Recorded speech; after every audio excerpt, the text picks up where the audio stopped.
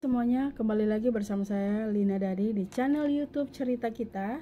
Dan seperti biasa, edisi 6 Oktober saya akan membacakan renungan harian yang diambil dari buku This Day in Baptist History 2.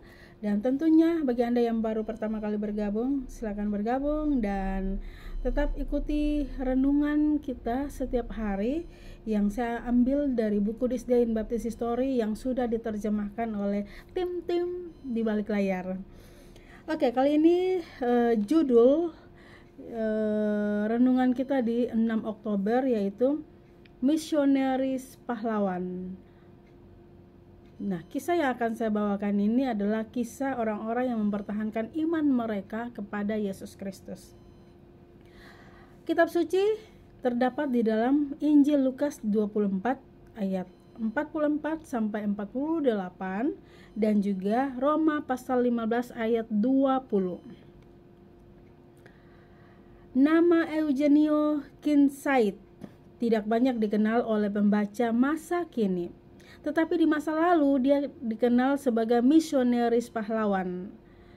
Subjek kita ini lahir dalam keluarga Presbyterian yang sangat dihormati di Wethersfield, Connecticut. Selama masa mudanya, keluarganya pindah ke Pennsylvania. Ketika Eugenio berusia 16 tahun,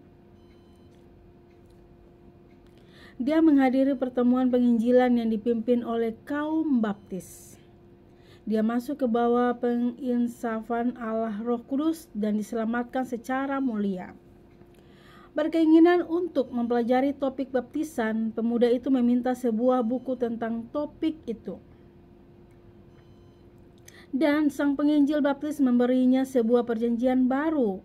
Segera setelah itu, pemuda itu mengikuti Tuhan dalam air baptisan dan bersatu dengan gereja baptis. Eugenio telah mempelajari hukum sebagai magang untuk seorang pengacara yang adalah seorang pembaptis. Seorang pedobaptis atau pembaptis bayi. Dan karena perubahan keyakinannya, pengacara tersebut menolak untuk terus membantu Eugenio dalam mengejar praktek hukum.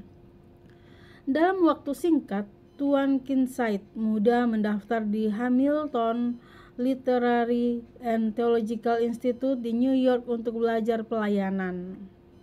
Di tahun kedua studinya, Reverend Luther Rice, mitra Adoniram Judson, menggetarkan badan mahasiswa itu dengan semangat perjuangan misi. Setelah menyelesaikan pekerjaan akademiknya pada tahun 1822 dengan lulusan angkatan pertama, Eugenio Kincaid menawarkan dirinya ke konvensi 3 tahunan sebagai misionaris ke Burma. Menariknya, Jonathan White yang juga menjadi utusan Injil terkemuka di Burma berada di kelas kelulusan angkatan pertama itu. Karena usia muda Kincaid dan kerusuhan politik di Burma, Dewan menolak permintaannya. Dan pengkhotbah muda itu menerima panggilan ke gereja baptis di Galway, New York. Dia ditabiskan dan dia bekerja di sana sampai tahun 1826. Akan tetapi Reverend Kincaid memiliki hati yang terbebani untuk misi. Dan karena tidak dapat pergi ke Burma, ia memutuskan untuk merintis dengan Injil ke pedalaman Pennsylvania. Dalam beberapa tahun berikutnya, dia berhasil merintis sejumlah gereja di hutan yang luas di negara bagian dengan julukan Keystone itu. Dia tidak pernah kehilangan cintanya pada daerah itu, dan selama salah satu masa cuti, dia adalah salah seorang yang meletakkan dasar untuk Universitas Lewisburg atau sekarang di Universitas Bucknell yang dimulai pada 6 Oktober 1846. Konversi 3 tahunan ya ini. Pada saat itu menghubungi Reverend Eugenio Kincaid untuk memastikan minatnya yang berkelanjutan untuk Burma. Reverend Kincaid dengan cepat menanggapi kebutuhan tersebut dan dia serta istrinya berangkat ke Burma pada bulan Mei 1830.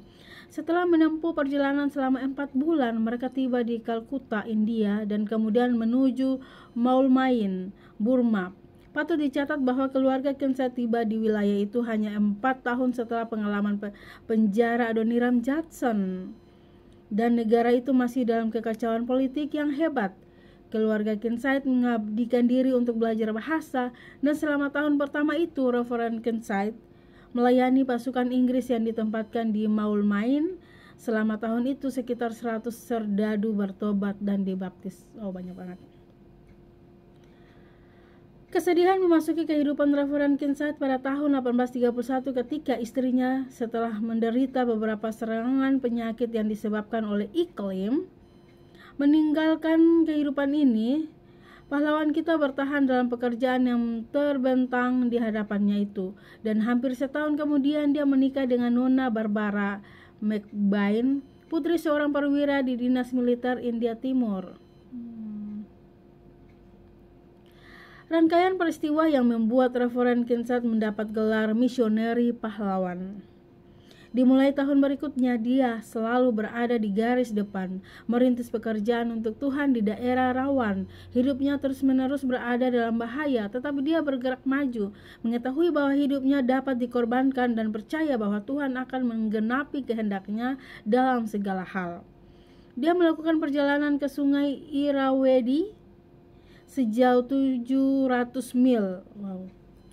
Dalam beberapa kesempatan krunya terkena serangan dari perampok. Wow. Pada suatu waktu Kincaid dan 6 orang lainnya menghadapi 23 orang yang siap mengalahkan mereka. Kincaid menyemangati para anak buahnya dan mendekati penjahat-penjahat itu yang mengancam mereka jika mereka tidak segera berhenti. Tepat pada saat itu sebuah perahu Burma besar terlihat, dan karena ketegasan Tuan Kincaid dan munculnya perahu itu, para bandit itu berbalik.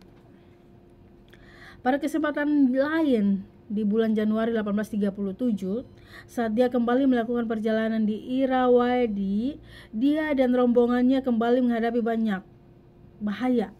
Tanpa rasa takut dia menantang kelompok perampok dan melanjutkan tanpa cedera. Namun ketika dia kembali dari kota Burma yang paling utara, dia mengetahui bahwa perang saudara telah pecah dan gerombolan perampok berkeliaran menyerbu negeri itu, menjarah dan membakar desa, mencegat para pelancong, dan sering membunuh korban mereka.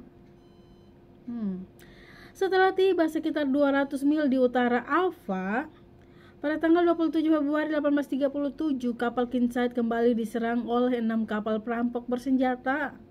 Dengan 30 senjata diarahkan padanya, Reverend Kincaid disuruh duduk. Dia menolak untuk patuh dan tembakan terdengar. Untungnya dia tidak tertembak, tetapi segera dia mendapati dirinya dikelilingi oleh 70 orang yang memegang tombak. Kincaid dilucuti dari semua pakaiannya kecuali kain penutup pinggang. Dia diikat dan dibawa pergi sebagai tawanan. Selama 5 hari dia tetap di bawah penjagaan, sementara para penculiknya memperdebatkan apakah akan mengeksekusinya. Tuhan memungkinkan Kincaid untuk melarikan diri secara ajaib. Perjalanannya yang panjang dan berputar-putar selama 6 hari ke Ava dipenuhi dengan pengalaman yang mengerikan, dan dia harus mengemis makanan untuk menopang dirinya sendiri. Beberapa waktu kemudian, rekan-rekannya juga tiba di Ava setelah pengalaman yang menyiksa.